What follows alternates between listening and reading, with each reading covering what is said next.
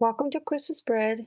Today we're going to learn how to make gluten-free almond flour shortbread cookie. To make this cookie, mix all the ingredients and using either a fork or you can use two knives and crisscross or pastry mixer and mix it really well. This is very simple, very basic recipe. Because my butter was a little bit of stiff, I ended up using a pastry mixer. And then once the dough forms, there are different versions of this cookie. I'm planning to show 4 different versions from this small dough. You can open up the recipe. If it's on Facebook, it's above the video. If it's YouTube, it's below the video. Open up the recipe and follow. This is a cranberry orange shortbread cookie. I minced the cranberry and orange and then added orange zest. And you already turned on your oven 350 and it's heating up, and parchment paper on a cookie sheet.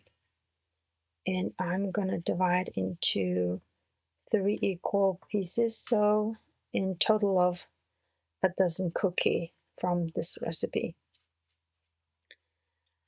And shape the cookie and put it on a parchment paper 1.5 to 2 inch apart.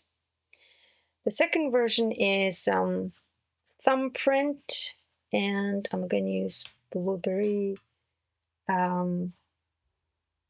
jelly or jam. The other version is just I crushed some almonds, or if it's a silvered almond, you can use that as well. The fourth version is just flattening with fork and making this pattern. Don't overfill the jam because during the baking process it might spill and boil over the cookie, so just enough to fill the thumbnail. And bake it in oven about 8 to 10 minutes, and you can just keep an eye on when top part turns into nice light golden brown.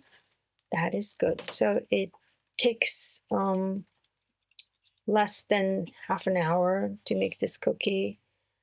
Cool it down on the baking pan and then transfer. And this smells so good, so buttery, and it just melts in the mouth, and it's completely gluten-free. So you know how to make gluten-free almond shortbread cookie. Follow the recipe and enjoy it.